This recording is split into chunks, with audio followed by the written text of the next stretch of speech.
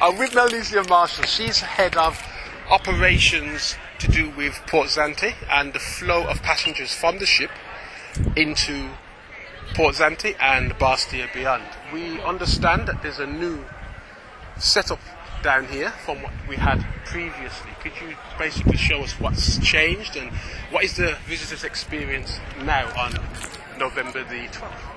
Okay, previously we did not have a dispatching point at the front at the arrival hall. We had many meetings with the taxi operators, we had meetings with the association presidents, and they indicated that they feel as though they should be a part of the system. And so what we've done is to include them into the system, and we've assigned a dispatching area, which is right over here, that the taxi operators use to dispatch to the visitors. The St. Kitts Tourism Authority dispatchers, they now supervise that dispatching area, and so we are not directly involved. We've been monitoring it. We assist the taxi operators where necessary, but we've given them the opportunity to be a part of the system. What we have done is that we've assigned the first 25 system. Now with this system is that we've given out numbers to all taxi operators so that every day they can be given a chance to have a job. On the first 25 rotation system, it's that we start with 20 batches of 25, which means that if you're in the batch of 25, you're given a guaranteed job on any given ship day. And so we rotate each 25, for example. On Monday we had numbers 1 to 25, taxi numbers 1 to 25, and they're the ones that were guaranteed a job on that day. After that system, there's the first come first serve system, which operates from lanes 4 to 10. So once we finish dispatching lanes 1 to 3 with the first 25, then we move into those who were there on the first come first serve basis. Okay. A lot of the drivers have said that the dispatchers haven't been dispatching. Have you solved that problem now? If there was a problem ever? A lot of the dispatchers have not been dispatching. Well, they're not encouraging certain passengers to take this tour or go to that tour. They're just basically standing around. Well, I don't know if your camera guy would like to show a look here, but as you can see, we have two dispatchers who are right there, and they are from the associations, and the visitors are right there. What we realized is that since we've placed a sign in the arrival hall, persons are now knowledgeable as to where they can go to get a taxi or a tour. And so they've been coming to the dispatching point asking what is there to do, and we've been there to assist them, ensure that they have the best experience possible while here. I assume that over here will be the scenic railway tours? Over here we have both pre-booked and our taxis are also there. What we've changed is that instead of the visitors having to go all the way up into the taxi parking lot to get a taxi, we bring down at least 5 taxis here in the back with the organized tours so that they're readily available. Sort of an express service for the visitor that they can leave once they're ready to leave. Okay. We can take a walk through just to the outside area. The reason why, I know inside here is peaceful. You've got the dispatchers working. On the outside, you still have other taxi drivers as well. Okay, the taxi drivers seem not to understand the goal of the Tourism Authority as it relates to improving the visitor experience. What we're trying to do is to give the visitor more options.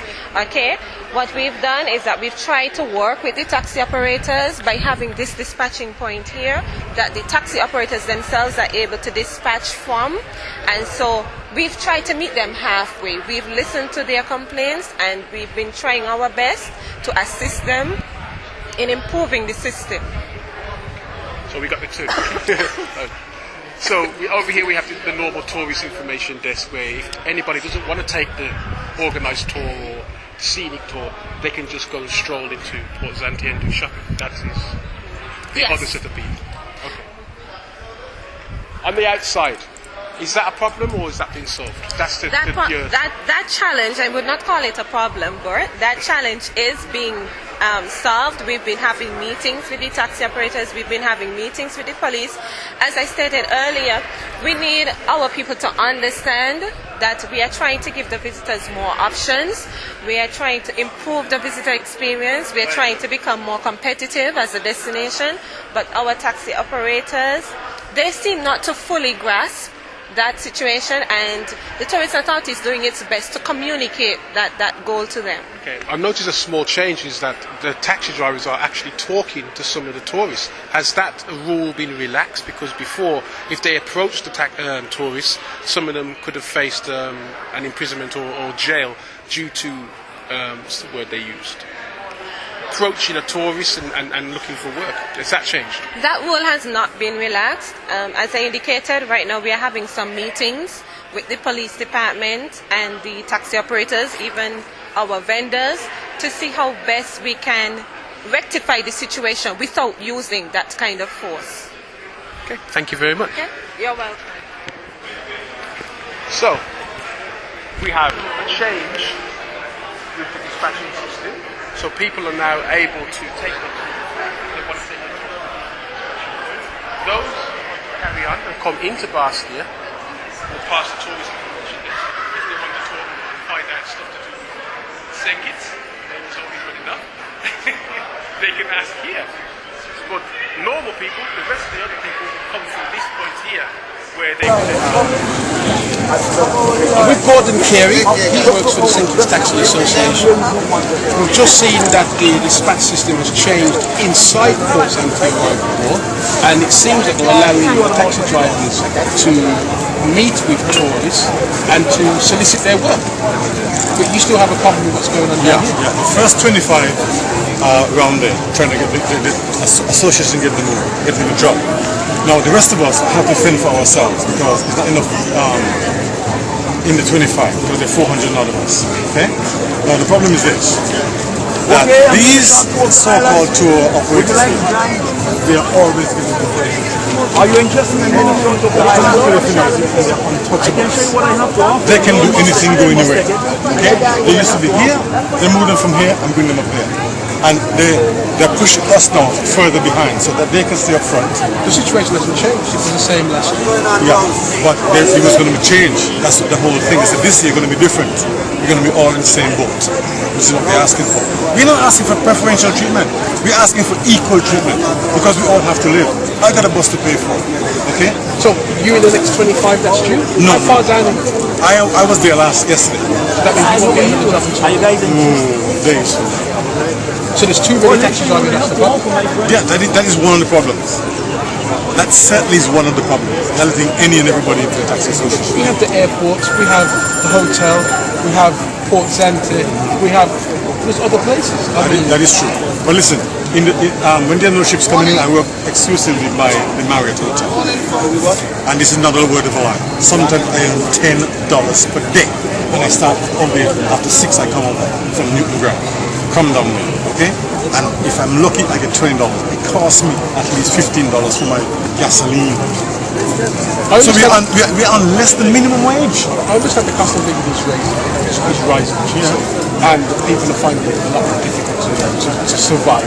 Yeah. But we've had this problem last year. We've had this problem the year before. What makes you think that this problem will be sorted out today, next week, or even before the end of this tour? It should. A whole off-season to change. Yeah, but listen, we have made suggestions to the tourism authority, right? They haven't taken any of our suggestions on board.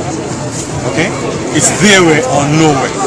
So you're not happy with part of the changes that they've made? They've made some changes. They've allowed 25 to come up closer and the next 25 come after in a decal numbering system. Something we ain't gonna work.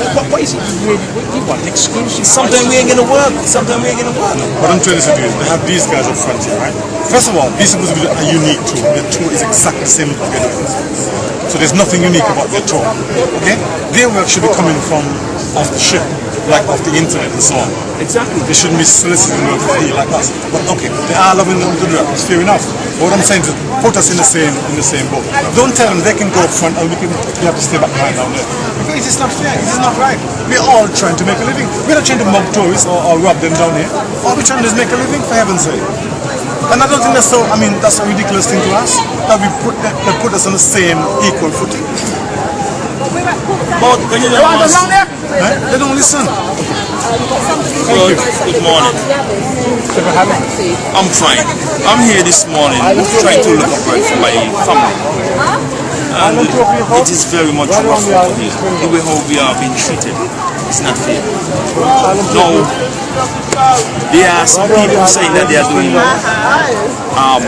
unique tour. They give them special preferential treatment.